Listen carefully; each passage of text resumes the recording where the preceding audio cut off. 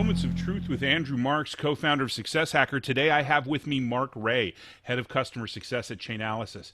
Marc, thanks for making time for me today. Tell us a bit about your company and what you're responsible for in your role. Yeah, thanks, Andrew. It's always a pleasure to catch up. So what Chainalysis does is they provide trust in the blockchain. And so what that means is we provide a couple different services with our SaaS platform. One is providing tools that help cryptocurrencies and companies that are getting into cryptocurrencies meet anti-money laundering and other regulations, essentially allowing companies to say, are people acting with nefarious actors on the blockchain? And then we provide a set of tools for investigators who might be investigating crime or nefarious activities on the blockchain, on cryptocurrencies. My role is heading up customer success and building out a customer success organization that's there to not only provide amazing service for our customers, but in any SaaS organization is really keep an eye on revenue protection from our customer base. Fascinating technology. Thanks for spending some time with me today. Absolutely. I talk to a lot of CSMs that are earlier in their career who get sucked into the weeds, which may be appropriate for a given situation, but it doesn't bode well for long-term customer success. So how do you get your customer success team out of the weeds and thinking strategically in order to drive that long tail of a relationship everyone's after with their customers? Yeah, absolutely. And this is a topic kind of near and dear to my heart after helping to grow a CS org at a company that recently, early as when I started was probably around 80 people. We're just now approaching 200, recently closed a Series B. The first thing that I always tell people is try to focus on outcomes. Like, what are we ultimately trying to accomplish maybe 3 months from now with these customers, then 6 months from now, then a year from now? But trying to keep like a strategic view that is achievable, right? So if you're just starting within a CS organization and you have a book of business, or maybe you're starting up a CS organization, trying to figure out the exact state you want your customers in and the exact behaviors you want them exhibiting 9 months from now, it's a pretty tough task. Like, try to figure out what you want them to be doing 3 months from now and how you see those customers engaging in a healthy manner. The other thing I try to do is always take a step back and say, okay, I'm going to time box myself and give myself a certain amount of time to just really look at a high level. What are the things that I'm doing on a daily and weekly basis? And are these adding up to the outcomes that I want for my customers and for myself?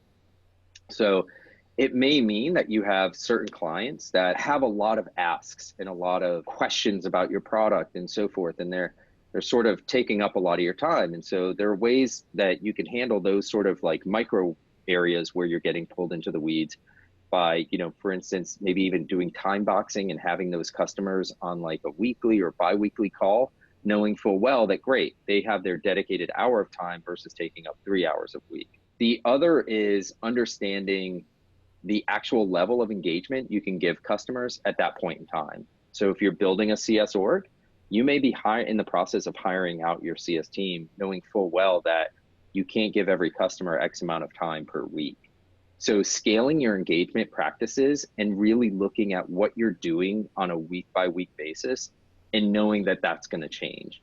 So I think a lot of times when we get trapped in the weeds, it's because we want to be operating as if we were a highly proficient team that maybe is a couple years in with the right amount of staffing and all the tools and beautiful analytics.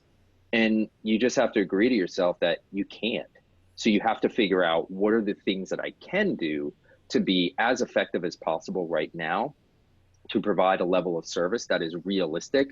And by setting expectations with yourself and also with your customers, you can then at least meet those expectations. And I think people have to look organizationally too.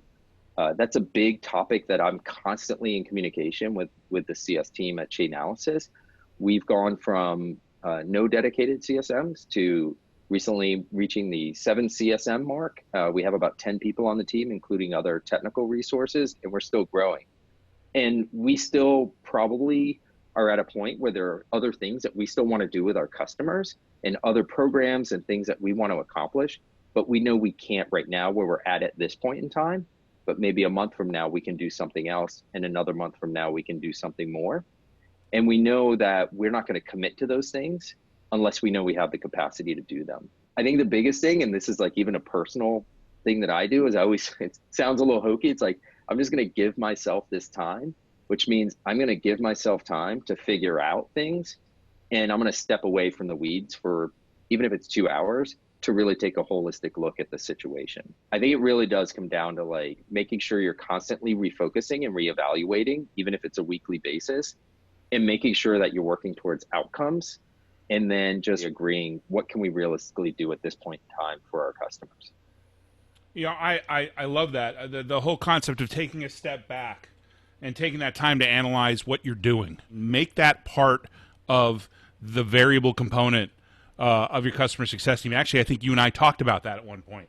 Yep. Because you constantly need to be evaluating what we're doing, and if we keep doing the same thing, then is there a way for us to productize it? Is there a way for us to automate it? Because that's how you get to a point where you can scale. You can't throw bodies at it to be effective. And I also like the focusing on the outcomes. It's always focusing on the outcomes, so much so that the outcome that the customer has when they hire you may change over time. So you constantly need to be looking at it, evaluating it, and resetting that outcome potentially.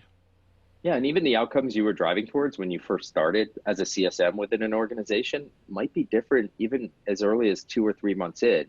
I mean, my perspective again is coming from high growth post Series B companies. So we're in the process of building the rocket ship that's already launched. So for us, a lot of this is coming in that context, whereas some other companies might have more mature CS processes with run books and others that have already been tried and tested. You know, we're still, to be, you know, pretty transparent, we're actually still testing out some of the engagement practices. We're about 6 months in, we have really good, I would say, internal best practices, but we don't rest on them. And I think, you know, you know, kind of pulling your head out and getting that like world view of what you're doing is critically important. It's extremely hard. I know sometimes you want to just continuously go through each customer and go through those lists, but something that you also hit on too is you have to constantly look at, can this be measured? And that's not to say measured in a way that you're trying to just keep track of people. It has to be measured because at some point you have to scale. And at some point, if you have a board of directors and others, they're going to want to have measurements that can also roll up. When you want to grow the business, when you want to scale your business, going to your CFO, your executive staff, your board of directors with data points. This is how much time we're spending on these customers. Right? And I might be able to squeeze out a little bit here or there with some efficiencies, but this is the you know, the volume of customers that we can realistically handle.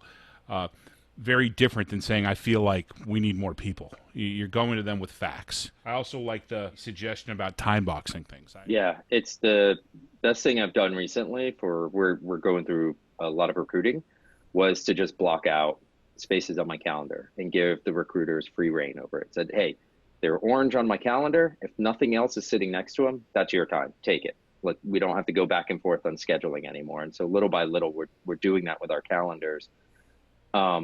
It also helps put the onus on somebody else. If they need your time, great.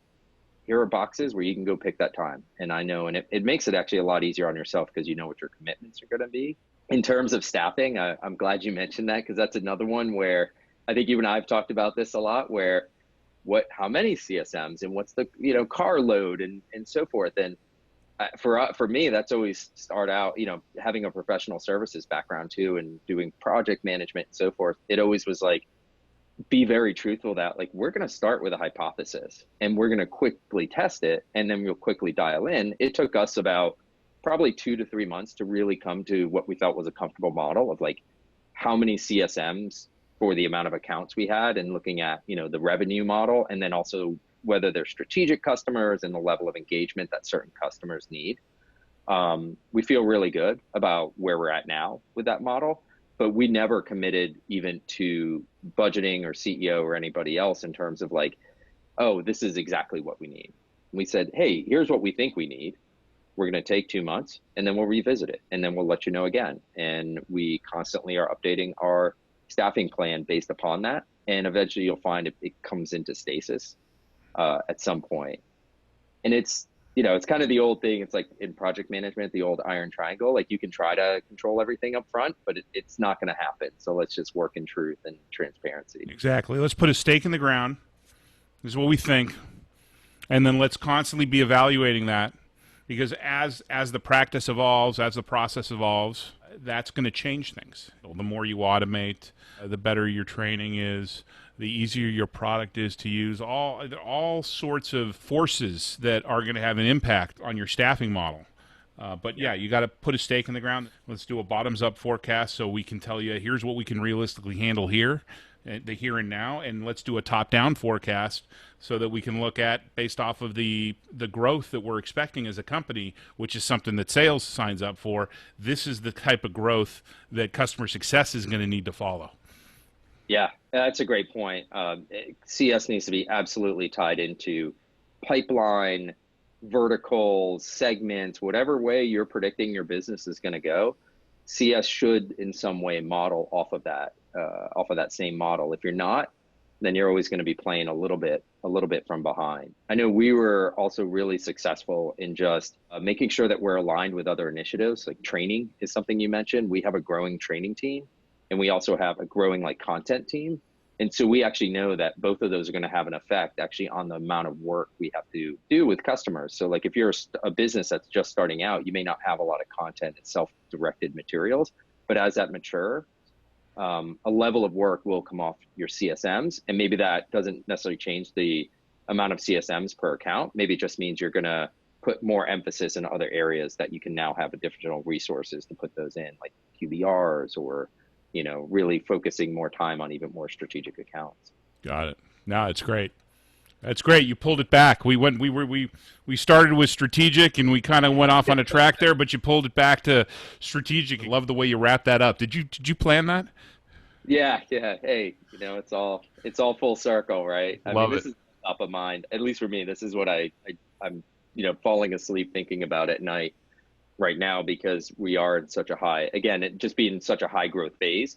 There isn't a day that I'm probably not going in and looking at my calendar, my hiring plan, and then also looking at our pipeline, and then maybe slightly tweaking because we're just moving so quickly, and then hearing from product what's coming too. And that's another area that can be tricky is, we have a product that was launched about a year ago, and it is exponentially we have an amazing product team. We're releasing weekly, and not just minor updates, game-changing features for customers. And that's another facet that people have to factor in. And so I'm constantly looking at what do we need to provide the best service to our customers, to also make sure they can exploit these features and keep up with training and so forth.